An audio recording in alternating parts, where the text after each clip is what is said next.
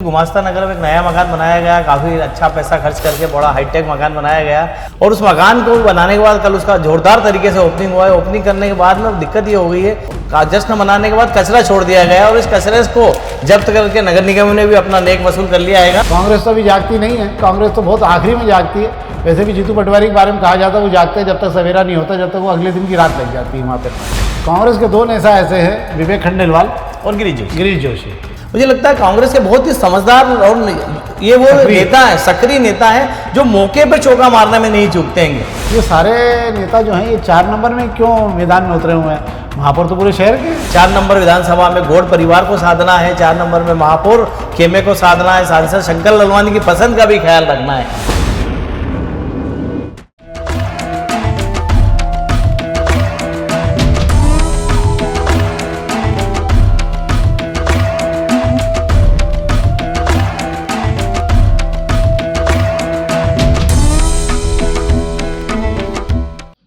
नमस्कार, शाम के अखबारों की चर्चा चाय के साथ।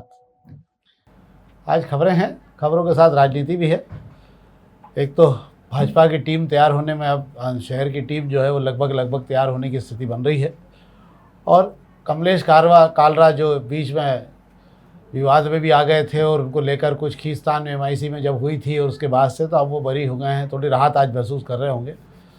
और भाजपा का तो नहीं पर कांग्रेस के 2 बच्चे ऐसे हैं, मतलब 2 कार्यकर्ता ऐसे हैं जो सही समय पर बिल्कुल मैदान में अपने तुरंत उतर जाते हैं। हम उन पर भी बात करेंगे, पर हम सबसे पहले खबरों की बात कर लेते हैं संक्षेप में। तो शुरू करें शेखर जी, हम पत्रिका से शुरू करते हैं। आज हम पत्रिका से खबरें शुरू करते हैं, तो पत्रिका की खबरों में बात कर लेते हैं।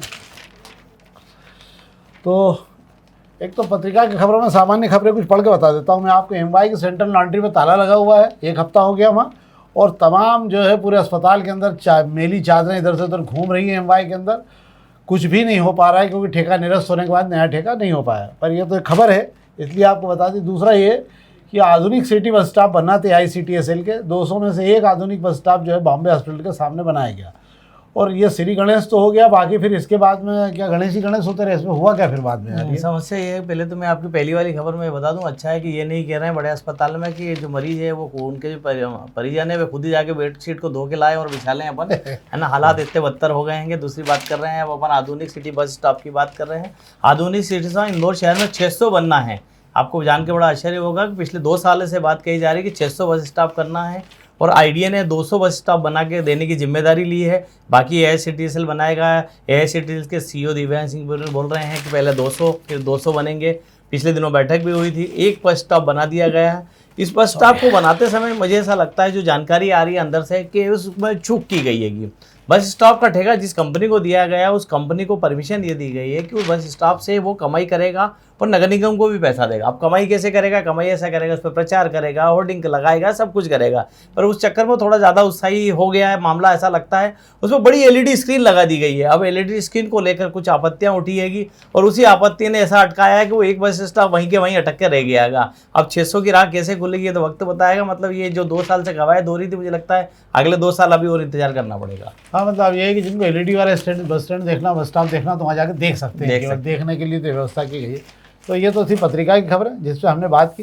अब हम प्रभात किरण की खबरों की बात कर लेते हैं। प्रभात किरण की खबरों में एक खबर बड़ी रोचक है। पहले हम उससे बात करते हैं, फिर हम दूसरी खबरें भी बात करते हैं। पहले एक बड़ी रोचक खबर ये है कि आज एक मकान में गृह प्रवेश होना था। बड़ा झालर वालर लगा के तमाम परिवार के लोग बुलाए गए थे खाना वाना खाने के लिए। और इधर पंडित ने जो है पूजा और मुहूर्त के बाद में अपना जो है ना, क्या कहते हैं उसको, दान पुण्य लेके निकल लिया। और उसके बाद नगर निगम भी आ गई और नगर निगम ने भी अपना दान पुण्य पूरा वसूल कर लिया उससे। क्या है पूरा मामला शेखर जी? आप सही कह रहे हैं। गुमास्ता नगर में एक नया मकान बनाया गया, काफ़ी अच्छा पैसा खर्च करके बड़ा हाईटेक मकान बनाया गया और उस मकान को बनाने के बाद कल उसका जोरदार तरीके से ओपनिंग हुआ है। ओपनिंग करने के बाद में दिक्कत ये हो गई है कि पंडित जी को और आप जिनको बोल रहे हैं सबको तो नेक दिया ही गया हैगा। वहाँ पर इस जश्न मनाने के बाद कचरा छोड़ दिया गया और इस कचरे को जब्त करके नगर निगम ने भी अपना नेक वसूल कर लिया हैगा। 10,000 रुपये का जुर्माना इस पर लगाया गया है गंदगी करने पर। गंदगी भी काहे की थी? फूलों की गंदगी थी, पत्तों की गंदगी थी। तो जो लोग भी अपने घर में गृह प्रवेश कर रहे हैं वो ध्यान रखें कि आगे से जो है कि नगर निगम की नज़रें यहाँ पे लगी है। 10,000 का जुर्माना और नेक नगर निगम को देने से ज़्यादा अच्छा कि ज़्यादा अच्छे से आप काम कर पाएँ। एक और खबर पर हम बात कर लेते हैं। ये खबर भी अच्छी है कि पहली बार ऐसा हुआ है शायद कि नगर शहर में झाड़ काटने को लेके जो है 2.25 लाख रुपए जुर्माना भरना पड़ा है। जो 10,000 रुपये का जुर्माना था जिद और उसकी हेकड़ी के कारण जो है नगर निगम ने 2.25 लाख का जुर्माना भरा है। मैंने तो शायद पहली बार इतना बड़ा जुर्माना भराया होगा। बिल्कुल आप सही कह रहे हैं। ये सपना संगीता रोड की बताई जा रही है घटना। उस रोड पर एक कमर्शियल प्लाट वहाँ पे पड़ा हुआ था, उसको कमर्शियल इमारत बनाने के लिए वहाँ पे जो झाड़ लगे हुए थे, इस झाड़ को लेकर शिकायत की गई थी नगर निगम में, और शिकायत में बताया गया था कि 22 पेड़ काट दिए गए हैं। हालांकि जो जमीन मालिक है वो नगर निगम में आया था, उसने अपनी सफाई भी दी थी कि यहाँ पे 22 पेड़ नहीं काटे थे, झाड़ियाँ थी कुछ पेड़, तो है ना, झाड़ियाँ थी, इसलिए कुछ जुर्माना कम किया जाए। पर बात मामला इतना गंभीर हो चुका था और जमीन मालिक ने शुरुआत में जिस तरीके से दबाव प्रभाव बनाकर अपना वो हेकड़ी दिखाई, उस हेकड़ी का नुकसान हो गया और 2.25 लाख रुपये का जुर्माना भरना पड़ा। राजन राठौर के पास भी पीड़ित पहुंचा था, उन्होंने दोष काटे शब्दों में सीधा 2 टूक कहा था कि जुर्माना भरो और अपनी परमिशन रखो, नहीं तो इमारत बनाने की परमिशन भी निरस्त करा दी जाएगी। इतनी सख्ती होना चाहिए, तभी शहर में कम से कम भय तो हो नियम का और नगर नियम का। एक और हम अग्निबाण की खबरों की बात कर लेते हैं। अग्निबाण खबर में आज पहले पेज पे खबर है ये, और राजेश जुएल जी खबर है इसमें है कि एमओएस पर नहीं लगेगा संपत्ति कर, और छूट जारी रखने के साथ स्मार्ट सिटी के नक्शे पर भी अब नहीं लगेगा अधिक शुल्क। तो क्या माना जाए, जिन्होंने ज़्यादा पैसे दे के करा दिया उनके पैसे वापस होंगे? अब जिन्होंने करा दिया उनके पैसे जा चुके हैं। जिसने एमएसओ का संपत्ति कर भर चुका है वो चला गया है। 5 साल पहले आदेश शासन से ही आया था। इस शासन को जो है शासन के आदेश को निरस्त कराने के लिए महापौर पुष्पमित्र भार्गव ने कल मुख्यमंत्री मोहन यादव के सामने बात रखी थी। दावा किया जा रहा है अग्निबाण की जो खबर है पहले पन्ने की कि उसको वापस ले लिया गया उस आदेश को। तो अब एमएस पर खर्च पैसा नहीं लगेगा। साथ ही नगर निगम 500 करोड़ रुपए का जो लोन लेना चाह रहा था, जिसमें इमारत बनाएगा, वर्कशॉप बनाएगा और शहर में विकास में खर्च करेगा, उसकी भी मंजूरी मुख्यमंत्री से मिल गई है। दोनों खबरें ऐसे बताई जा रही है कि अपने मान लेंगे तो अपन क्या माने कि जो लोग अगर एमओएस वगैरह में संपत्ति कर भरना चाह रहे हो तो वो ना भरें, रुक जाए, थोड़ा सा रुक के भरें उसके अंदर, यही होना चाहिए इसके अंदर। और एक खबर पर और हम बात कर लेते हैं अग्निबाण की। 2 खबरें अच्छी हैं इसमें जिस पर बात की जा सकती है। एक तो कल हमने बात की थी कि पराली जल रही है, आज अग्निबाण ने उसी खबर को उठाया है जो हमने कार्यक्रम में कही थी। एक और खबर है शेखर जी, इस पर बात हो जाए, ये 15 किलोमीटर के अहिल्या पथ पर कृषि की ज़मीनों को भी शामिल किया जाएगा। फिर वही एबीसीडी शुरू होगी इस पूरे मामले में, या फिर वही 2 एकड़ वही एबीसीडी शामिल नहीं होगी। 15 किलोमीटर के दायरे में जो एक हिस्से की तरफ से जो आईडीए ने अपनी जो टीपीएस योजनाएं लाया था अहिल्या, जिसको अहिल्या 1 योजनाएं, अहिल्या योजनाएं दी थी, वो को लेकर तो मंजूरी मिल गई है शासन से। साथ में शासन ने एक और पेज दे दिया है कि आप और उसको और बड़ा कर लो, जो एग्रीकल्चर की ज़मीन आपने छोड़ी उसको भी शामिल कर लो, मतलब इसको और बड़ा करने की छूट दे दी है। इसको लेकर जो है कल आईडीए की ताबड़तोड़ बैठक बुलाई जा रही है। उस बैठक में निर्णय लिया जाएगा कि अब कितना और बढ़ाया जाए। तो ये योजना फिर से नए सिरे से लगेगी पूरी? योजना को अभी नए सिरे से लगती नहीं दिख रही है। जिस तरीके से संकेत आ रहे हैं, जो चली हुई नगरा स्थायी संस्था वही है, कुछ जमीनें जो छोड़ दी गई है एग्रीकल्चर की वो और ऐड होने वाली है। इसका मतलब इसका स्वरूप और बड़ा होने वाला है। एक और खबर पर बात कर लेते हैं। बल्क कचरा कलेक्शन में 4.5 करोड़ रुपए अभी बाकी पड़े हुए हैं। बल्क कचरा कलेक्शन के सभी जगह कचरे का पेमेंट आ रहा है क्या, जो फिर स्वच्छता अभियान चलता है इसमें? कचरे में पैसा तो इसलिए आ जाता है कि जब सफाई सर्वे होने आता है तब नगर निगम की टीम अपने टारगेट को पूरा करने के लिए, आपके घर का 2,000 रुपये कचरे का बिल बाकी है तो बोलती है 500 रुपये दे दो पर रसीद कटा लो। रसीद कटा के अपना टारगेट पूरा कर लेती है। अब बात करें बल्क कचरे की, बल्क कचरे के यहाँ से जहाँ से निकलता है, जिन लोगों के यहाँ से, वे सब प्रभावशाली लोगों की, किसी की दुकान होती है, किसी का ऑफिस होता है, ये सब बड़े लोग होते हैं, किसी की होटल है, किसी का मैरिज गार्डन है। अब आपको इनसे अगर बल्क कचरे का पैसा लेना है तो पहले दबाव प्रभाव से निपटना होता है। तो इसके अंदर जो कचरा वसूली टीम है जो कमज़ोर साबित हुई है, और इस वजह से सिर्फ यही जो मद है, इसके अलावा जो बल्क के जो नल कनेक्शन है इसमें नगर निगम इस बार पैसा नहीं ला पाई है। बाकी सारे मद में सारे जितने लोग हैं उनसे पैसा कमाने में कामयाब रही है। चलिए ये भी अच्छी बात है। अब हम दोपहर की खबरों की बात करते हैं।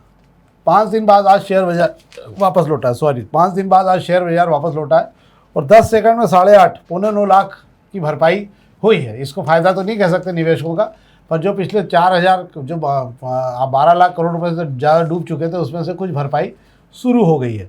दूसरी ओर ट्रंप ने जो टैरिफ लगाया था उसमें यह था कि उनको कम $6 मिलियन का लाभ होना चाहिए 1 साल के अंदर। तो शेयर बाज़ार को जो झटका लगा उसमें अमेरिका के $13 ट्रिलियन, मतलब हमारी तो $5 ट्रिलियन की इकानमी नहीं है। 2010 के पहले $4.3 ट्रिलियन की इकानमी थी, अभी भी उतनी ही है, 10 साल के अंदर भी बड़ी नहीं है। तो हालत यह है कि उनकी ट्रिलियन डॉलर में उनकी जो है $13 ट्रिलियन उनके डूब चुके हैं। और जो इस पर सबसे ज़्यादा नुकसान अमेरिकियों का हुआ है, जो लोग वहाँ पर रह रहे हैं उनको महंगा सामान खरीदना पड़ रहा है और शेयर बाज़ार में भी अब उनको मार पड़ने लगी। तो $4 ट्रिलियन जो है अमेरिकियों के भी डूब चुके हैं। ये हालत है टैरिफ लगाने की। अब हम बात कर लेते हैं कि कमलनाथ सरकार में जिन लोगों ने रजिस्ट्रियाँ कराई थी उस समय पे एक योजना चालू की थी कमलनाथ ने कि 1100 रुपये रजिस्ट्री की शुरुआत हुई थी दौरान, सह स्वामित्व की रजिस्ट्री मात्र 1100 रुपये में हो जाती थी, परंतु अब जो है इसको मान्य करना बंद कर दिया गया है, ये रजिस्ट्री को अब मान्य नहीं किया जा रहेगा। तो अब क्या है शेखर जी, ये रजिस्ट्री को जब कमलनाथ सरकार में हुई थी तभी से मान्य नहीं किया गया है। इस वजह से ना कोई लोन देता है, ना इस रजिस्ट्री को मान्य करके नामांतरण होते हैं किसी भी संपत्ति के। तो इसको लेकर बड़ी परेशानी है। चूंकि कमलनाथ की सरकार ज़्यादा दिन चली नहीं, तो अब इस सरकार के आने के बाद उसको मान्य किया ही नहीं गया है, तो अब उसका कोई रास्ता भी नहीं है। लोगों ने पैसे देके इसलिए रजिस्ट्रियाँ करा ली थी नोटरी वाले प्लाटों पर भी, कि आज नहीं कल उन्हें लोन मिल जाएगा, इसका संपत्ति के मालिक बन जाएंगे, नगर निगम के रिकॉर्ड में चढ़ जाएंगे, जो अब तक नहीं हो पाया है। चलिए, ये तो थी हमारी अखबारी खबर है। हम राजनीति में बात कर लेते हैं। एक तो अखबारों के छपने के बाद जो खबर आई कि कमलेश कालरा जो पार्षद हैं वो मुक्त हो गए हैं। उनके जातीय सर्टिफिकेट को लेकर कोई विवाद था, जिसे लेकर फैसला आ गया है और उनको उससे बरी कर दिया गया है। उनको बड़ी राहत हो गई है। वैसे भी उनका और जीतू यादव के बीच एक घमासान पहले से ही चल रहा है, उस मामले में अलग युद्ध है, ये एक नया युद्ध था जिससे वो बच गए, तो थोड़ी राहत महसूस कर रहे हैं। एक और खबर ये है कि भाजपा की नगर टीम में सुमित मिश्रा की परीक्षा है। तो हम पहले कमलेश कालरा वाला क्या मामला है शेखर जी? कमलेश कालरा वाला में जो है, कमलेश कालरा के खिलाफ एक याचिका हाईकोर्ट में दायर की गई थी, जिसमें जो उन्होंने जाति प्रमाण पत्र पेश किया था उसको चैलेंज किया गया था। और जिस तरीके से याचिका चल रही थी उसके लिए लेकर ओबीसी कमेटी से सुझाव भी मांगे गए, सारे सुझाव आने के, कोर्ट ने इस पर काफ़ी मंथन किया और ऐसा लग रहा था कि कमलेश कालरा भी मुसीबत में दिखाई दे रहे थे। पर कमलेश कालरा के लिए खुशी की खबर है कि वो याचिका खारिज कर दी गई हैगी। तो आप कमलेश कालरा जो है अपनी बेटी के ब्याह में लगे हुए हैं, वो शायद अच्छे से बेटी का ब्याह कर पाएंगे।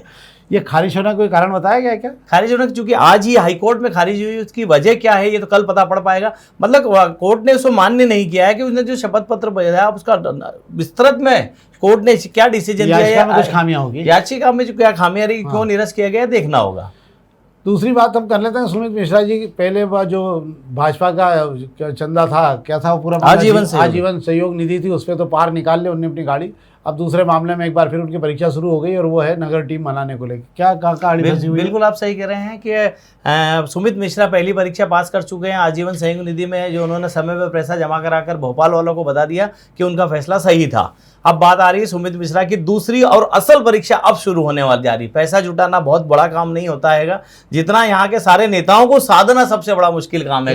एक तराजू में लाना पड़ता है। सुमित मिश्रा, इसी वजह से सुमित मिश्रा ने अपनी कुर्सी पे तभी बैठे थे जब सीएम आए थे। उन्हें पता था जब सीएम होंगे तो सारे नेता उनके आसपास जरूर दिखाई देंगे, तो उनका एक काम बन गया था। अब बात कर रहे हैं कि सुमित मिश्रा से एक टीम की बात है। मध्य प्रदेश में आने इसी हफ्ते जो है नए प्रदेश अध्यक्ष का ऐलान होने वाला है, और जब तक प्रदेश अध्यक्ष का ऐलान नहीं हो जाता सुमित मिश्रा अपनी टीम नहीं बना पाएंगे। वजह है कि नगर टीम जब भी बनेगी उस टीम में प्रदेश अध्यक्ष से मंजूरी ली जाती है। सुमित मिश्रा डायरेक्ट उसकी घोषणा नहीं कर पाएंगे, उसकी घोषणा के लिए भोपाल से मंजूरी प्रदेश अध्यक्ष की बहुत ज़रूरी हैगी। तो इस वजह से अटकी हुई थी सुमित की टीम। पर सुमित को सबसे बड़ी राहत ये है कि विधानसभा 1, विधानसभा 2, विधानसभा 3, 5 नंबर इसमें और तो में इतनी दिक्कत नहीं है टीम बनाने में। पर समस्या सुमित के साथ में एक बड़ी समस्या जो लगता है, जो सुमित को भी लग रहा है कि उसको चैलेंज है उनके लिए, 4 नंबर विधानसभा में गौड़ परिवार को साधना है, 4 नंबर में महापौर खेमे को साधना है, सांसद शंकर ललवानी की पसंद का भी ख्याल रखना है। ऐसे अगर हम राव की बात कर लें तो राव में उन्हें एक तराजू में मधु वर्मा को रखना है, तो दूसरे में जीतू जिरातू को भी लेकर चलना है। बबलू शर्मा भी है वहाँ, बबलू शर्मा एडजस्ट कर लेते हैं दोनों में, क्योंकि बबलू शर्मा भी किसी लफड़े में नहीं पड़ते हैं। उनको मालूम है जब 2 बैठे हुए हैं तो आज निकल इनके बीच में कोई घमासान होगा तो तीसरा ऑप्शन वही है, इसलिए वे एड़े बन के बहुत प्यारे तरीके से पेड़े खा रहे हैं। पर ये सुमित मिश्रा, ये सारे नेता जो हैं ये 4 नंबर में क्यों मैदान में उतरे हुए हैं? महापौर तो पूरे शहर के हैं, किसी भी जगह से भाई जब उतरे हुए हैं अलग विषय हो जाता है। बात करें कि गौड़ परिवार जो है, सांसद शंकर ललवानी का सपना रहा है 4 नंबर विधानसभा से विधायक का चुनाव लड़ने का। सांसद तो मुझे ऐसा लगता नहीं कि उन्होंने विचार किया होगा, पर उनका भाग्य इतना प्रबल है कि वे विधायक नहीं बन पाए, जो सपना था, पर वे सांसद बन गए। अब चूंकि 4 नंबर से सियासत करते हैं, सिंधी समाज में उससे ताल्लुक़ रखते हैं, वहाँ सिंधी समाज बहुल्य है 4 नंबर, तो वहाँ अपने समर्थकों को कहीं ना कहीं एडजस्ट कराना तो चाहेंगे। और महापौर जी की दिलचस्पी भी 4 नंबर में है, और वे भी 4 नंबर में एक टीम लेके चलते हैं। महापौर भले पूरे शहर के हैं, पर टीम तो है वो सिर्फ 4 नंबर में ही है जो उनके आजू बाजू रहती है। तो इसलिए अपने लोगों को कहीं ना कहीं जगह देनी होगी। अब एक और बात संक्षेप में कर लेते हैं हम कांग्रेस के 2 नेता ऐसे हैं, विवेक खंडेलवाल और गिरीश जोशी। ये 2 ऐसे नेता हैं जो बिल्कुल सही समय पे मैदान में उतर जाते हैं। कल टंकी का भाव 50 रुपये बढ़े और उन्होंने पूरे शहर भर में रंगोली बांटने का काम चालू कर दिया नरेंद्र मोदी जी को लेकर, और पूरे शहर में 50 रुपये महंगी हो गई टंकी, इसके बारे में जानकारी देना चालू कर दी। मेरे को लगता है कांग्रेस से पहले ये जाग जाते हैं। कांग्रेस तो अभी जागती नहीं है, कांग्रेस तो बहुत आखिरी में जागती है। वैसे भी जीतू पटवारी के बारे में कहा जाता है वो जागते हैं जब तक सवेरा नहीं होता, जब तक वो अगले दिन की रात लग जाती है वहाँ पे। क्या शेखर जी? बिल्कुल आप सही कह रहे हैं। आप गिरीश जोशी और विवेक खंडेलवाल की जो आप बात कर रहे हैं, मुझे लगता है कांग्रेस के बहुत ही समझदार और ये वो नेता है, सक्रिय नेता है, जो मौके पर चौका मारने में नहीं चूकते हैं। बहुत बड़ा कोई महिमा मंडप नहीं करते हैं, ये छोटा ही करते हैं, पर वो छोटा इतना अनोखा करते हैं कि वो जो है सुर्खियों में आ जाता है। इन्होंने पूरे शहर में रंगोली नहीं बनाई होगी, ना ही बहुत बड़ी मोहल्लों में बनाई होगी, इन्होंने घरों के बाद एक दो रंगोली बनाकर उसके फोटो खिंचा लिए और भेज दिए। पर विरोध का तरीका बहुत अच्छा था कि 50 रुपए टंकी आपने महंगी कर दी, उस विरोध का तरीका बहुत है। इस विरोध में कांग्रेस को उतरना चाहिए। जब कल भाव बढ़े थे, पूरे 24 घंटे निकल गए, कांग्रेस का तरफ से अभी तक इसके खिलाफ एक भी बयान नहीं आया है। और कांग्रेस के नेता इसके खिलाफ जब आंदोलन करने उतरेंगे तब तो मुझे लगता है बहुत देर हो जाएगी, मुद्दा ही ठंडा हो जाता है। पर ये गरम गरम मुद्दे पर ये जो है अपनी रोटियां सेक के निकल जाते हैं। पर वजह ये है कि बड़े नेता इनका साथ नहीं देते मौके पर, इस वजह से ये। पर फिर भी मैं ये कहूंगा कि शहर को कांग्रेस में जिंदा रखने में इन दोनों अहम भूमिका निभा रहे हैं। ये अपन माने कांग्रेस के उमेश शर्मा ही लोग हैं ना, मतलब भाजपा के उमेश शर्मा भी ऐसे ही कार्यक्रम लाया करते ढूंढ ढूंढ के। तो ये तो थी हमारी राजनीतिक खबरें भी, जिससे हमने आपको अवगत कराया। हम आपसे आग्रह करेंगे इस कार्यक्रम को अधिक से अधिक लाइक करें और अधिक से अधिक मित्रों के बीच पहुंचाएं। बहुत बहुत धन्यवाद।